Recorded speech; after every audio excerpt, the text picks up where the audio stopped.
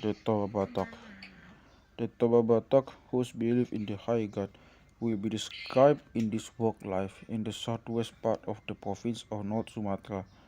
Politically and economically, they rank above the other Batak groups, with the Mandeling, the Angola, the Semalungun, the Dairi, the Karo Batak, and the Pagdembanan Batak in Asahan. Roughly estimated, a million Toba Batak are said to live in Toba. We say in Toba because already before the Second World War, many Toba Batak immigrated to the neighboring districts to the great discontent of the original inhabitants there. The war did not alter the situation. This immigration has been going on till now. The phenomenon of illegal mass occupation of ground leads to foreign enterprises on the east coast of Sumatra, with Medan as a center is widely known. No doubt this phenomenon must be attributed to the fact that, owing to the large families of the Toba Batak, there is not sufficient fertile ground at their disposal. Little, if anything, is known of the early history of the Toba Batak.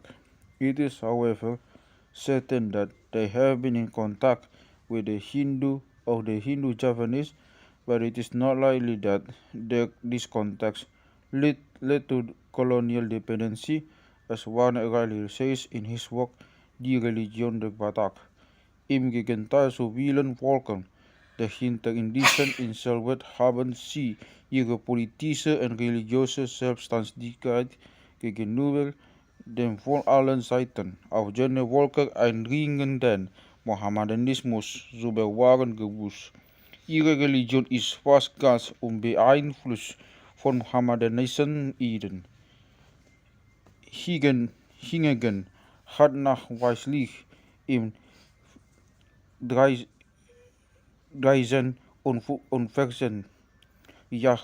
Jahrhundert eine oberflächliche Berührung mit den Hindus stattgefunden, welche damals ein großes Reich im indischen Archipel mit Java als Mittelpunkt aufgerichtet hatten. Nur an den Küsten trafen die Batak mit ihnen zusammen. Das Volk ist wahrscheinlich nie unterjocht worden. Among the first Europeans who succeeded in penetrating the Toba districts, Ward and Bhutan must undoubtedly be named, followed by two American missionaries, Munson and Lehman in 1834. The last two were unfortunately killed and their bodies were eaten. In 1851, the Dutch philologist Dr. Herman de Bonne van der Toek settled Barros in order to make a Batak translation of the Bible by order of the Dutch Bible Society. With the Orientalists began the scientific study of the Batak language and literature.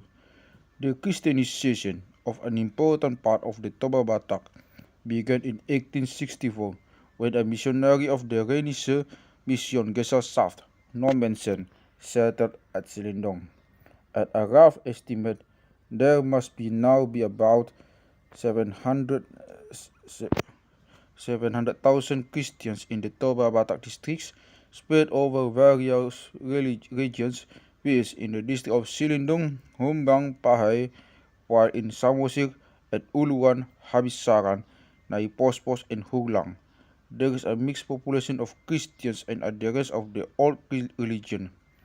It is difficult to make an estimation of their exact number, but in any case, it will be well over 200,000.